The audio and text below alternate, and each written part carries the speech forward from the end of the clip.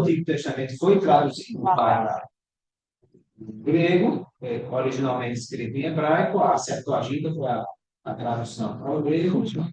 A palavra Theos foi utilizada para Deus. E Logos é a palavra, a ideia original do Logos, na verdade, era assim, uma força impessoal que deu origem ao universo. Mas ela também está associada a conhecimento. Logia, então a gente diz astrologia, né? Filosofia, filosofia é outra coisa, mas tudo que está associado ao estudo de alguma coisa é cardiologia. É estudo, cardio, é a palavra grega para coração, logia, o estudo de alguma coisa. Então, o estudo do coração. Aqui nós juntamos, então, Deus com logos, ou logia, e aí nós temos a palavra teologia, que basicamente seria o quê? O estudo a respeito de Deus, ou das coisas de Deus. Claro que quando nós aplicamos a palavra teologia para as questões cristãs, aí nós nos direcionamos para a Bíblia, né? E para a pessoa do Deus a quem nós cremos. Então, nós vamos dizer que teologia é o estudo a respeito da pessoa de Deus, sua natureza, seus atributos e aquilo que envolve o ser de Deus. E aí, claro, quando nós cantamos o hino, ele aponta para a teologia, quando nós estudamos a Bíblia, é teologia, quando nós discutimos sobre prática da vida da igreja, é teologia que nós estamos falando. Eu digo isso porque, às vezes, lá no passado, alguns setores da igreja tiveram dificuldade com relação a isso, né? Principalmente na Igreja Assembleia de Deus, houve uma resistência gigante no início da igreja. Alguns achavam que quem estudava teologia esfriava na fé e tal, e havia até uma fala dizendo que era teologia, né? A teologia era uma forma pejorativa de se referir.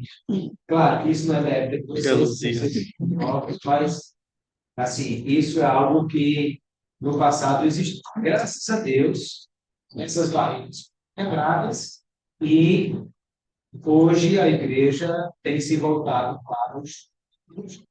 Só que aqueles que não gostavam da teologia, quando cantavam hino, era teologia. Quando ensinavam na escola dominical, era teologia. Quando lia a Bíblia, era teologia. Se pregavam no mundo, era teologia. Então, eles, na verdade, não gostavam, era do estudo sistemático da coisa. Porque teologia eles já faziam. Então, teologia tem a ver com tudo que nós falamos a respeito de Deus. E aí, de novo, a rigor, a palavra teologia poderia ser utilizada para fazer referência ao divino em religiões como o budismo, o shintoísmo, qualquer outra coisa, né? Deve ter algum curso de teologia budista em algum lugar, não vi, mas deve ter.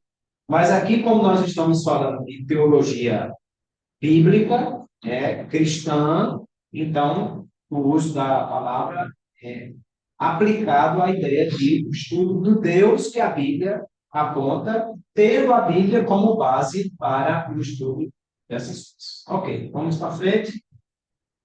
Então, quando é um PDF, esse aí que você está? Não, pode ir. Pode passar? Era para passar. Bom, mas Era? problema É mesmo. então, nós começamos em teologia bíblica, claro. Por quê? Porque para Se fosse modo Então não. teologia cristã, a base dela é a Bíblia. Então, não há outra questão. Então, entendemos a teologia, ela vai estudar a revelação de Deus. E a revelação de Deus se deu, ou o registro da revelação de Deus se deu na Bíblia Sagrada. Quando nós estudamos a Bíblia, nós olhamos quatro coisas. Acho que à tarde a gente vai conversar melhor sobre isso. Mas nós olhamos, primeiro, revelação, porque Deus já conhecia. Nós não somos capazes de conhecer a Deus na sua totalidade. Por uma razão muito simples. Tudo que nós sabemos é por comparação. A gente tem o alto porque tem o baixo. Tem o gordo porque tem o magro. Tem o grande porque tem o pequeno. No passado, nos tempos bíblicos, todas as medidas eram associadas ao corpo humano. Tinha palmo, pé, côvado, era o cotovelo, a ponta do dedo, né? Uma braça, uma jarda, a distância do nariz para a ponta do dedo era.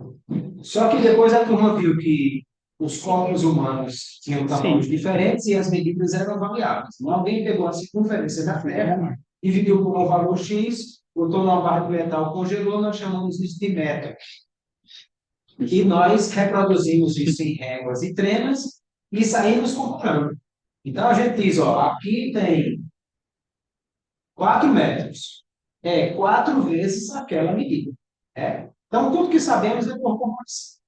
Isaías capítulo 40, Deus pergunta assim: quem vocês conhecem em caminho que eu seja semelhante a ele? Então, a pergunta é: o que é igual a Deus para você comparar? E a resposta é: nada. Por exemplo, quando a gente fala de trindade, a gente diz, não, porque trindade são 3 deuses, ou 3 pessoas, mas é o mesmo Deus, é a mesma essência divina. Mas, assim, a gente tem dificuldade de explicar. Nós não temos dificuldade para crer, mas temos dificuldade para explicar por uma razão muito simples. Não tem nada igual. Não há nenhum ser no universo que tem a existência em 3 pessoas sendo a mesma essência. Não há isso. Então, a questão é, os homens não descobriram Deus. Deus deu-se a conhecer. Ele revelou-se. E a revelação divina, se ela tivesse ficado na tradição oral, a gente tinha uma dificuldade. Porque tem um ditado popular que diz que quem conta um ponto, aumenta um ponto.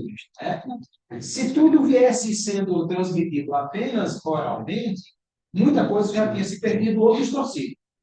Deus, sabendo disso, o que é que ele fez? Mandou escrever. Então, o segundo aspecto da construção da Bíblia é a inspiração. O Espírito Santo deu a pessoas a capacidade de compreender o que Deus lhe estava dando e pôr isso no papel. Primeiro, o registro, para não haver distorção. Depois, a possibilidade de tradução para muitos idiomas, se fosse oral, mais complicado. E depois, a possibilidade de disseminação, porque a gente, quantos milhões de Bíblias já foram impressos no mundo todo e distribuídos, certo? Então, Deus deu-se a conhecer, revelação, ele inspirou homens para construir esse texto e registrá-lo com inspiração, e o próprio Deus faz com que esse texto continue sendo vivo na vida daqueles que leem o texto, que nós chamamos de iluminação.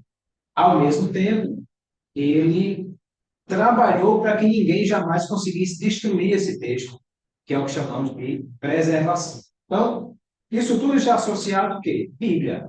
Porque nós estudamos a Bíblia. Tudo que sabemos a respeito de Deus e que ele quis mostrar para nós é o que está na Bíblia.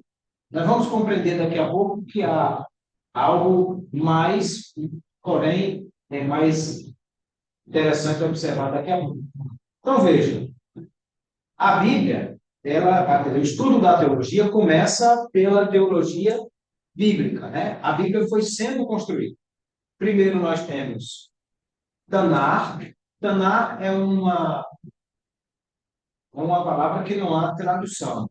É uma contração, na verdade. O TO é de Torá, o NA é de Neviim, e o C final é de Ketuvim, que seria a referência ao Antigo Testamento.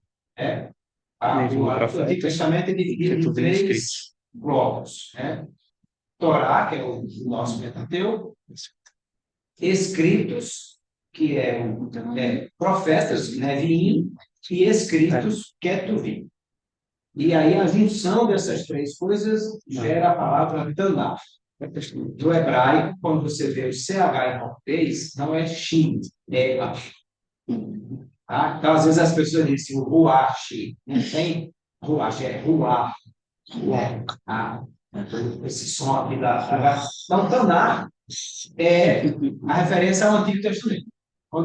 Qualquer lugar que você vê a palavra Tanakh é o Antigo Testamento. Os judeus não gostam que a gente chama de antigo, porque parece que é velho, né? Eles acham melhor quando a gente chama de Bíblia hebraica. E aí tudo bem, não tem problema. É igualzinho o nosso Antigo Testamento, mas é a Bíblia, é o Tanakh. Foi construído pelos homens que Deus usou lá no passado, no referente ao Israel como povo de Deus.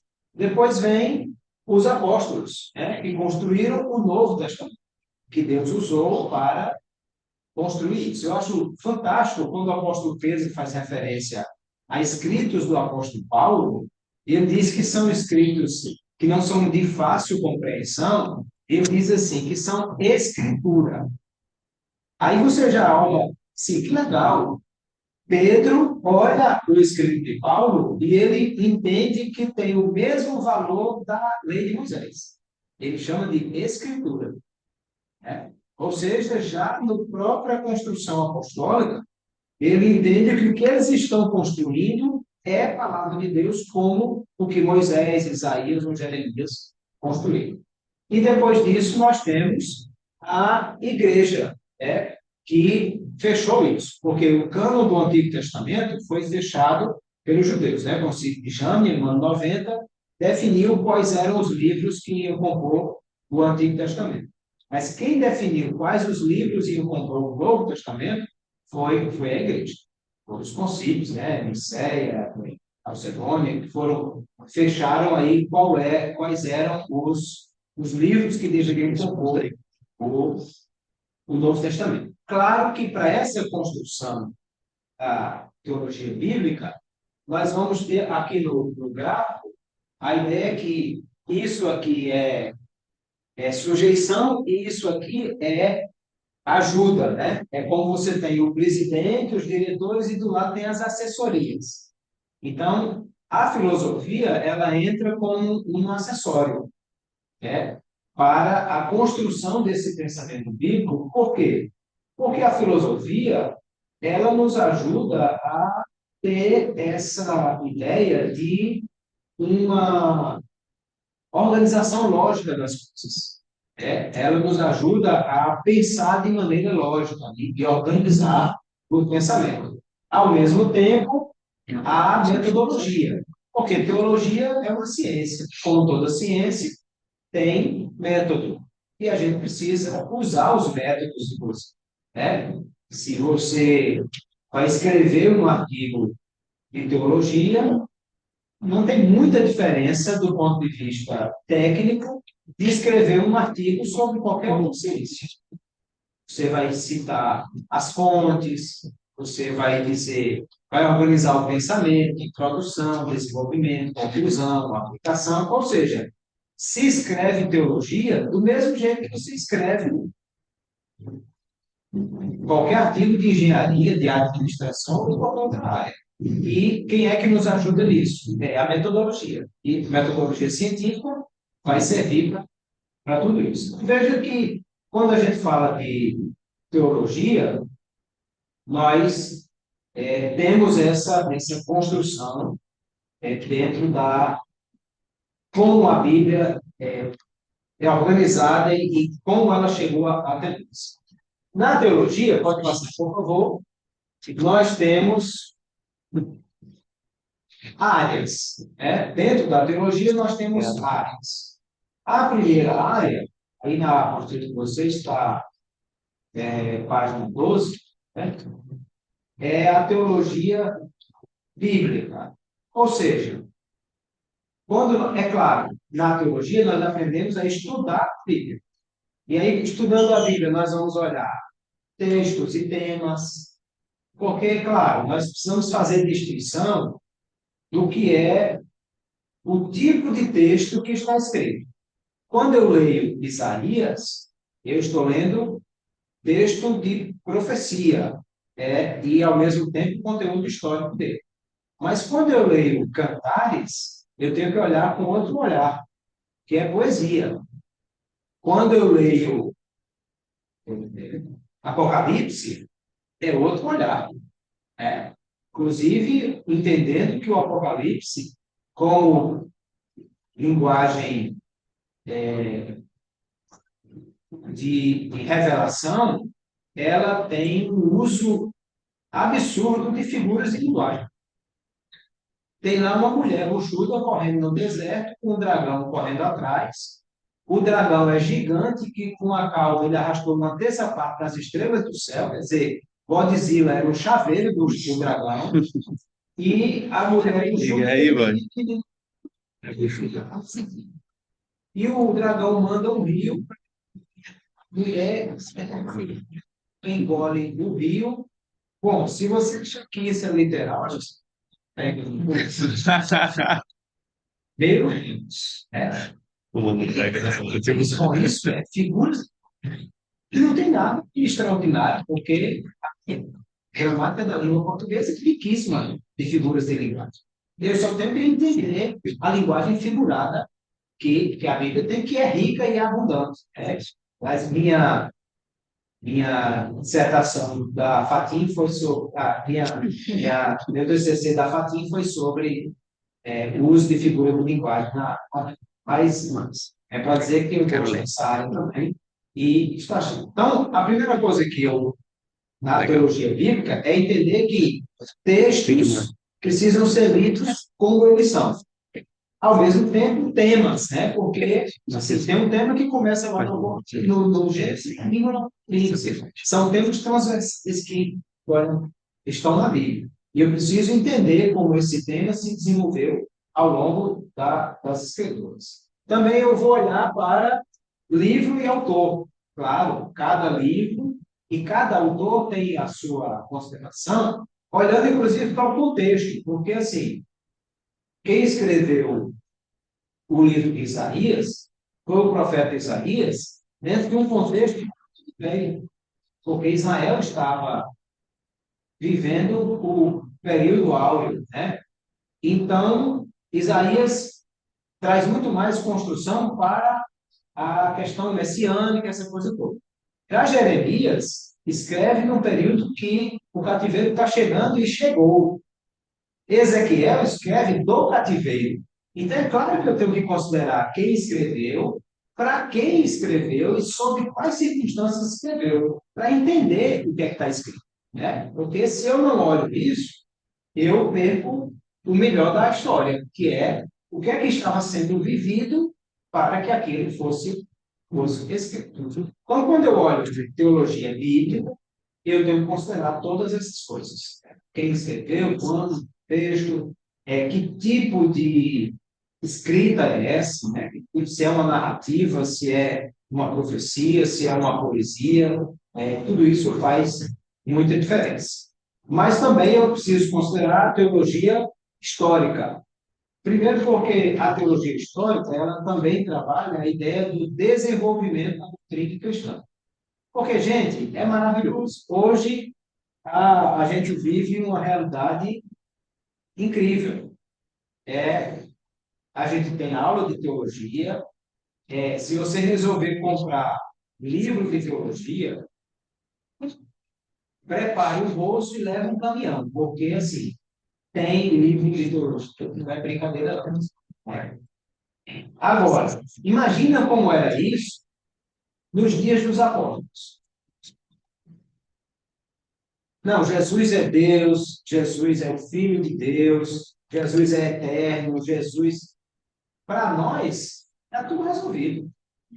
A igreja levou 4 séculos batendo isso, até definir essa questão. Porque isso era muito novo. Até hoje, o judeu olha para o cristão que diz que adora ao mesmo Deus, e ele diz: negativo, você é politeísta, você acredita em 3 deuses. Disse, não, eu acredito num Deus só que ele está apresentado na forma de três pessoas. E isso, para nós, parece ser simples, mas a igreja levou 4 séculos discutindo isso. A própria ideia de que o Novo Testamento também é escritura igual ao Antigo Testamento demorou para ser definido, compreendido, e assim, quais livros? Porque tem aí Evangelho de Pedro, tem aí outros tantos livros que supostamente foram escritos na época, agora que hoje já se sabe que muitos foram escritos depois. Mas quais os livros que estavam? É importante a gente conhecer também o desenvolvimento desse pensamento.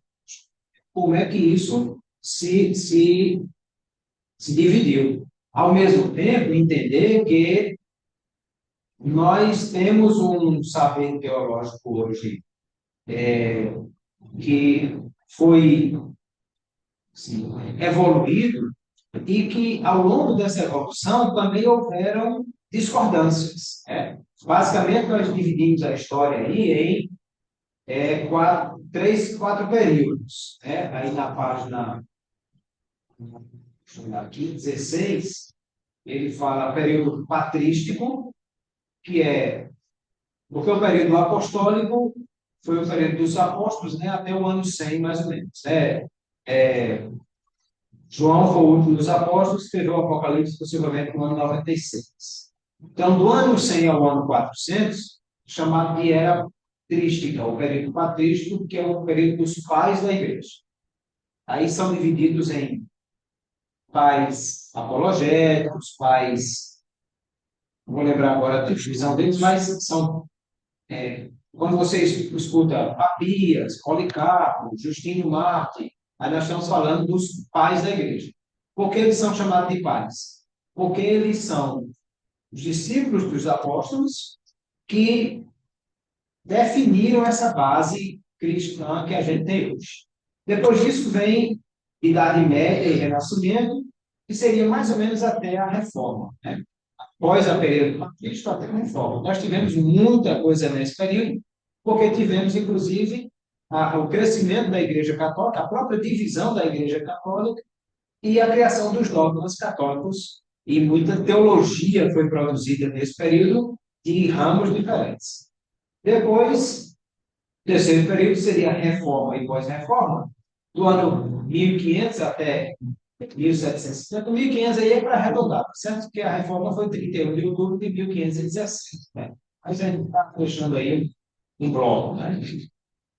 E aí, até o ano 1750, porque nós tivemos os primeiros avivamentos, primeiros despertamentos, e o período moderno que seria de 1750 para hoje. Então, muita coisa aconteceu e muita coisa de teologia foi produzida de forma distinta desse período. Que aí a gente precisa lembrar que assim, a gente não pode fazer teologia sem levar em consideração os pressupostos culturais e filosóficos do nosso tempo.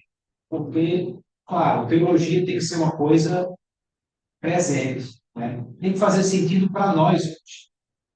Daí essa necessidade da gente estar sempre atualizando. Você imagina que você pega um menino da igreja e Jesus diz assim: ninguém põe a lâmpada embaixo do alqueire, senão, mas em cima, para iluminar. E o menino olha para a lâmpada e ele pensa que é essa. E ele diz assim: não, primeiro, qual é o doido que bota uma lâmpada embaixo de qualquer coisa? Porque desde que eu nasci, lâmpada já é em cima. Né? Mas ele não está percebendo que lâmpada nos dias de Jesus era, como a vovó usava, a lamparina. E a lamparina é uma lâmpada móvel. Né? E essa lâmpada móvel você pode pôr em qualquer lugar. E esse lugar deve ser em cima para poder iluminar todos. Mas se você não atualiza essa ideia, algumas coisas bíblicas podem perder o sentido. Né?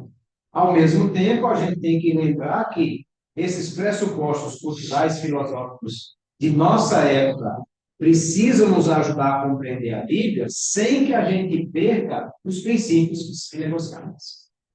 E aí, assim, a ideia de que a lâmpada não é essa, era a lamparina, e a gente atualizou o conceito de lâmpada, ok. Mas o princípio é o mesmo, a ideia é que era estar em cima para iluminar todos.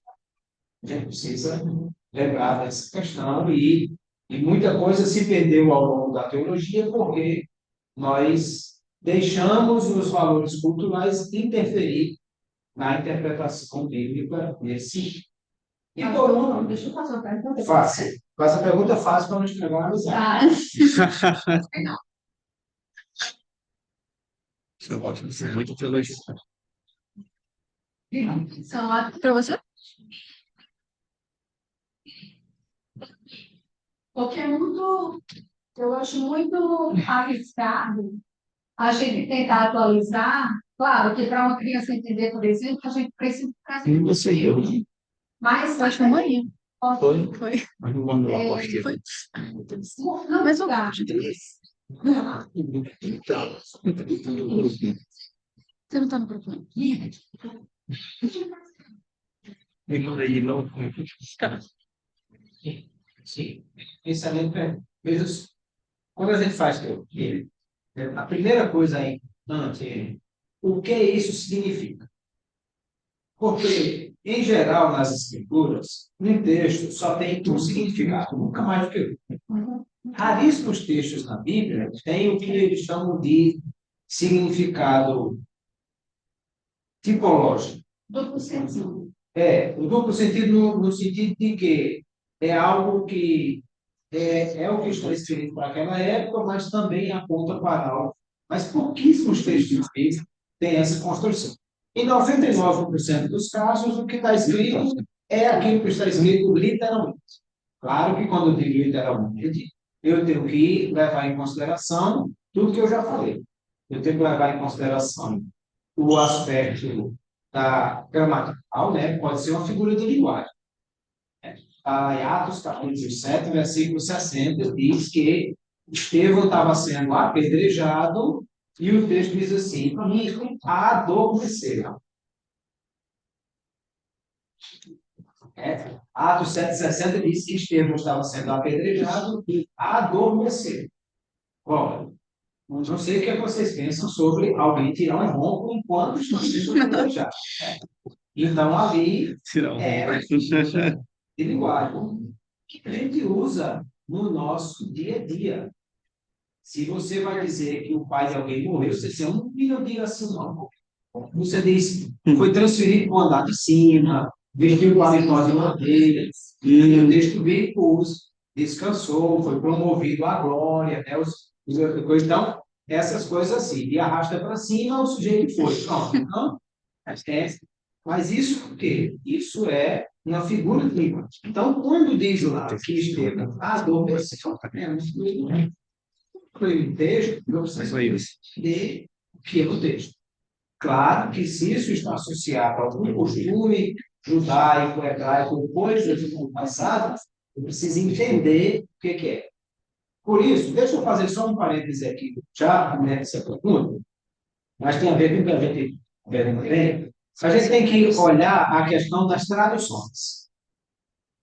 Veja só, toda Bíblia séria, bem construída, por gente séria, ela é boa. Não existe Bíblia ruim nesse sentido. O que existe é Bíblias que estão mais próximas do texto original. No caso, tem direito. Mas, Almeida Corrigida Fiel, se diz que em português, quando você tem uma Bíblia que está próxima, eu vou fazer um exemplo aqui. Imagine texto original. E aqui desse outro lado estão os leitores modernos. Ou seja, quanto mais eu me aproximar do texto original, mais distante do leitor moderno estou. Quanto mais eu me aproximar do leitor moderno, mais eu me distancio do texto original. E a gente precisa entender essas coisas. Isso. Uma Bíblia Almeida Corrigida Fiel, por exemplo, diz que Saul entrou na caverna e diz assim, para cobrir os pés. Porque o texto fazia referência à ideia de que ele tira a presa aqui da túnica e ele desce a túnica até os pés para fazer as suas necessidades. O texto original faz referência a cobrir os pés. Se eu disser para o leitor moderno, Saul entrou na caverna para cobrir os pés, o sujeito olha para mim e diz, e ele estava com frio nos pés? O que é que ele tem nos pés? Então, você pega NVT, NVI ou NTLH, que são versões em linguagem mais contemporânea, e diz assim, ele entrou na caverna para fazer suas necessidades, que é o que Saul foi fazer mesmo. É isso que está escrito no texto? É não. Mas é isso que quer dizer o que está escrito no texto. Entende? Então, veja, eu tenho que ter esse equilíbrio para entender o que era o costume da época e o que aquilo significava para traduzir isso para o leitor moderno. Aí, veja, significado, o texto bíblico só tem um. A aplicação pode ter mais de um. A gente precisa ter esse cuidado. Na hora que eu vou pregar, eu vou ensinar, diz, ó, gente, Jesus disse isso, e isso significa isso. Agora, eu posso aplicar isso na vida de qualquer pessoa. Deixa eu fazer um exemplo prático aqui. Você pega 2 Crônicas 7,14. Se o meu povo, que se chama pelo meu nome, se humilhar, orar, buscar a minha face, arrepender dos seus maus caminhos, não ouvirei dos céus, perdoar os seus pecados, sanarei a sua vida. O que significa terra nesse texto? Terra nesse texto significa chão. Porque você busca o contexto, capítulo 6, é Salomão construindo o templo e orando a Deus, dizendo: Senhor, se o povo se afastar do Senhor e pecar, e o Senhor castigar esse povo, está tudo bem, porque o Senhor está fazendo o que é correto. Mas se esse povo vier para essa casa e aqui buscar a tua face, então perdoe o povo. Essa é a ideia. Aí Deus responde dizendo: se o meu povo, que se chama pelo meu nome, se humilhar. Mas quando você olha o que é que Salomão está dizendo de castigar, você tem que voltar lá em Deuteronômio 28, 29, que Deus disse: se o povo obedecer a minha voz, guardar os meus mandamentos e os meus estatutos, então eles serão abençoados, sairão contra ele, mas não vencerão, será posto por cabeça e não por cauda, e todas essas coisas. Mas se o povo não ouvir a minha voz, não guardar os meus mandamentos, não obedecer os meus estatutos, aí ele começa a dizer os castigos que ele terá. Serão aprisionados, espalharem por todo tal, e no final ele diz assim: o céu deles será de ferro, de bronze, e o chão será de ferro. Céu de bronze, chão de ferro, nasce o quê? Nada. Nasce nada. Céu de bronze não. Aí, porque se desobedecesse, a consequência seria na vida agrícola, porque era um povo que vivia. E aí Deus disse: se o meu povo se humilhar, orar, buscar a minha face, e Deus para os caminhos, perdoarei os seus pecados, sararei a sua terra. O que significa terra nesse texto? Chão. Terra não é a conta bancária, terra não é a família, terra não é seus negócios. Terra é apenas chão. Ninguém pode dizer que eu vou. Agora, o que é que o texto está dizendo? Que se houver confissão de pecados e arrependimento, haverá perdão e restauração. Aí, esse princípio você tem. No Novo Testamento, por exemplo, esse princípio é aplicado por João, dizendo: se confessarmos nossos pecados, ele é fiel e justo para nos perdoar os pecados e nos purificar de toda justiça. Ou seja, a mesma coisa, né? Confissão e arrependimento leva a perdão e restauração. Então, veja, essa o nosso desafio como teólogo é esse. É entender o que o texto está dizendo, e ele não está dizendo duas coisas, ele só está dizendo uma coisa. Se eu leio Crônicas 7,14, 2 Crônicas 7,14, o texto aqui fala de quê? De chão. Terra é chão. Mas o princípio por trás do texto é: em caso de arrependimento, há restauração. Perdão e restauração. Aí esse princípio eu posso aplicar. Então, o grande desafio nosso é esse. Para que a gente não venha a alegorizar a interpretação bíblica, dizendo que Jesus disse o que não disse, e nem que a gente venha a ter uma interpretação equivocada. Então, primeiro eu compreendo o que é que o texto diz. Depois eu aplico, aí extraio desse texto quais os princípios que estão aí apresentados. E aí depois eu aplico os princípios conforme a aplicação da Bíblia. Então, ok, e a coisa. Bem. Então, a terceira vertente da teologia é a teologia prática ou pastoral, que aí depois vai ser construída, né? Porque ao mesmo tempo que a gente começou a entender quais eram os princípios da Bíblia, a gente começou a entender que as pessoas têm necessidades, em épocas distintas, necessidades diferentes, e vimos a necessidade de aplicar isso. Schleiermacher, mais na frente, ele vai dar uma olhada nesse nome estranho, ele vai pensar nessa ideia de uma aplicação prática, né? E aí a ideia de uma aplicação cultural, de ação e reflexão, e aí eu preciso pensar, eu sou um cristão, mas eu estou inserido em uma comunidade. E quais os anseios e necessidades dessa comunidade? Porque também a gente tem que ter esse equilíbrio. A Bíblia aponta para o céu, mas não só para o céu. Porque Jesus não veio apenas para nos dar vida eterna. Ele disse que era para dar vida com abundância. Inclusive aqui. Eu brinco dizendo que alguns crentes já estão prontos para ir para o céu. Não sabem ainda viver na terra. Porque eles não entendem que a teologia transforma a vida deles e o seu entorno.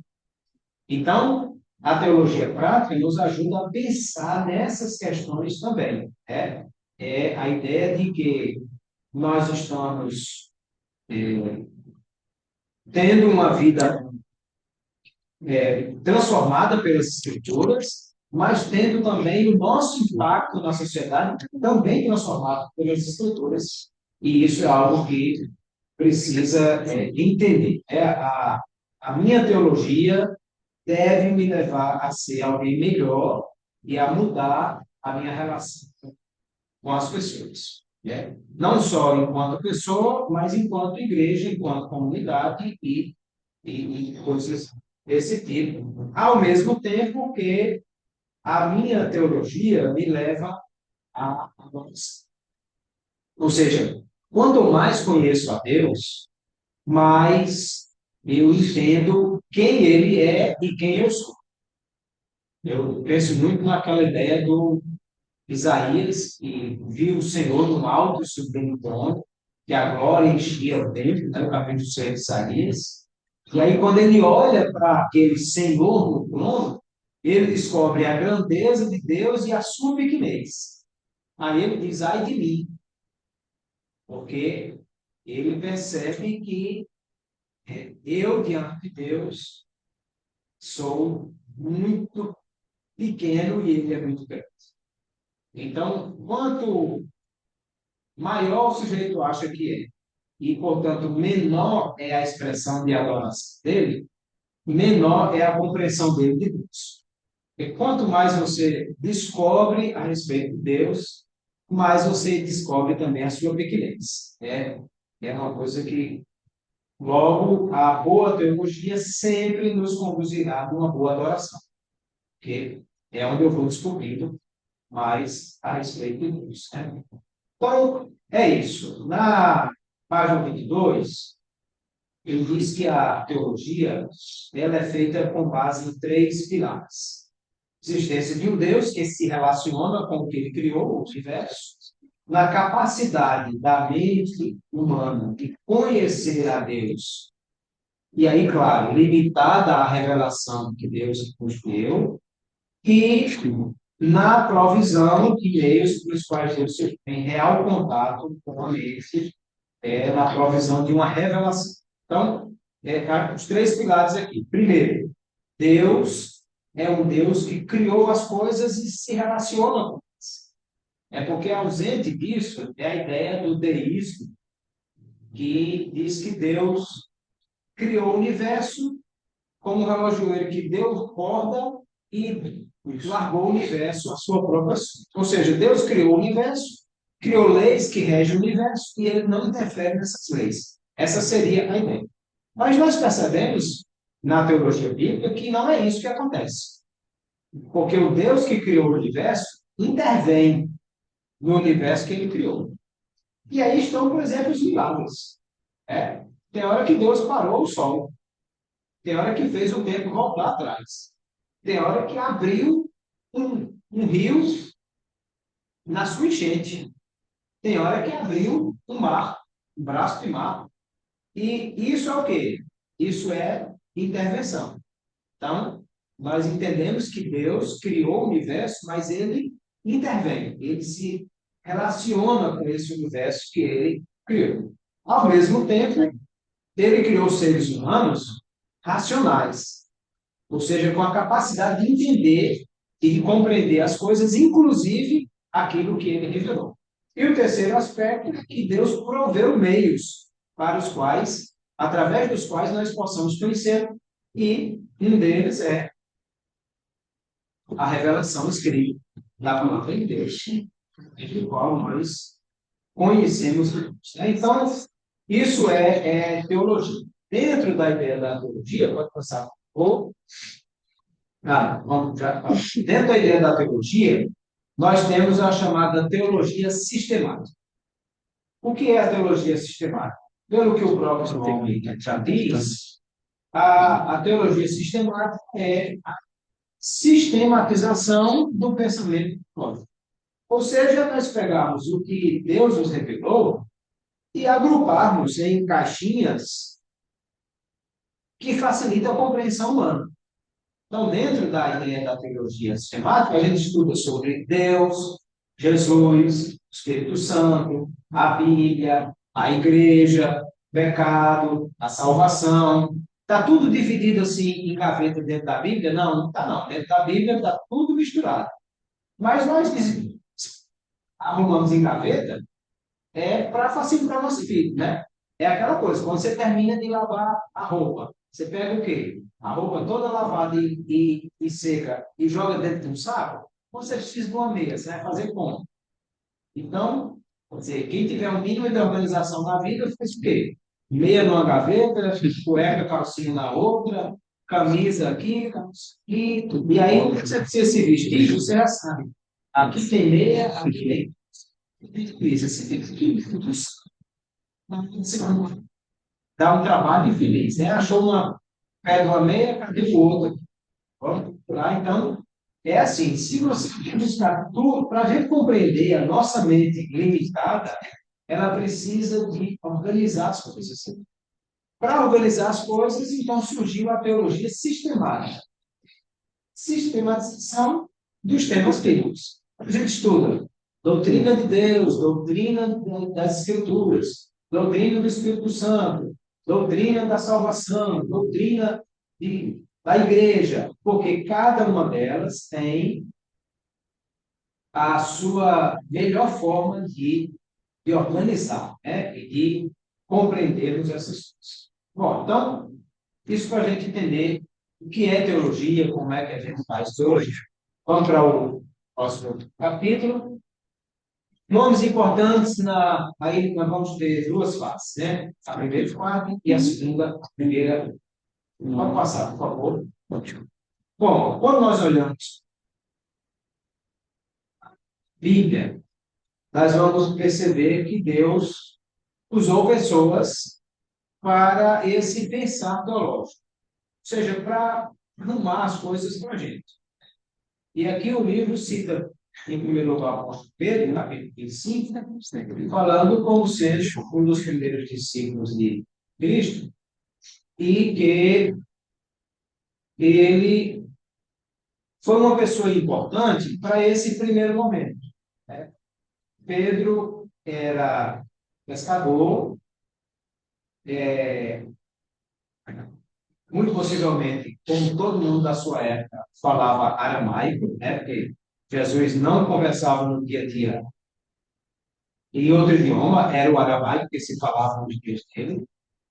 Eu digo isso não só pelo filme Paixão de Cristo, disse que todo mundo falava em aramaico, mas é porque realmente Jesus falava aramaico. Porém, a língua universal da época era o grego.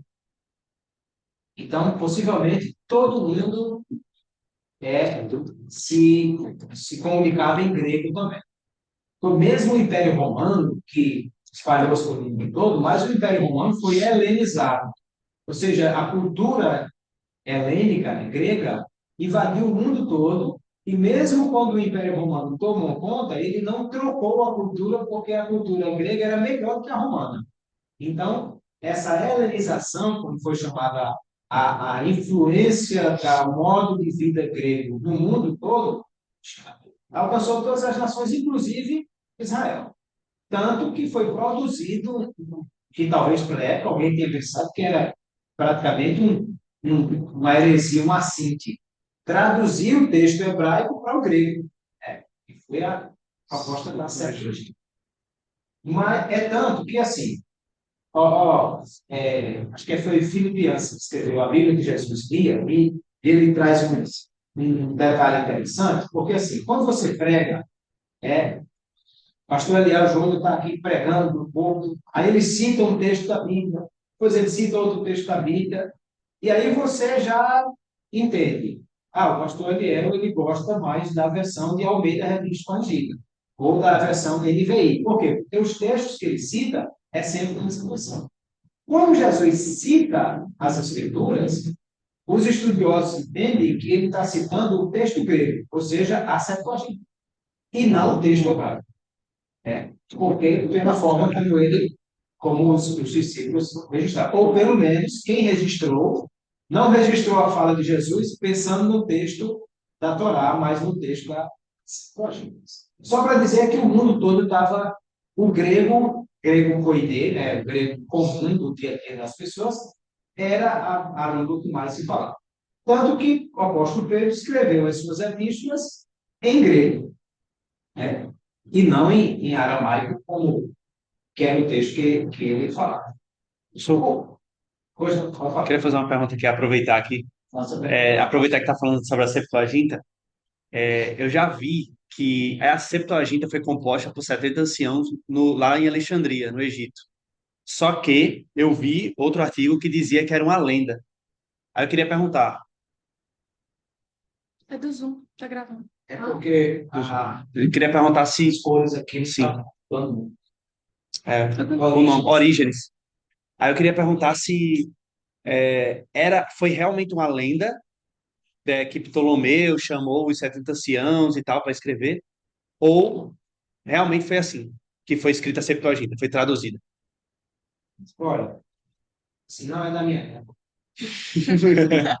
Realmente.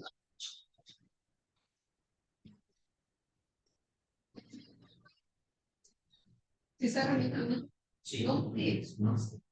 Veja só, o Antigo Testamento, quase todo foi escrito em hebraico, porque era a língua que as pessoas falavam em Israel.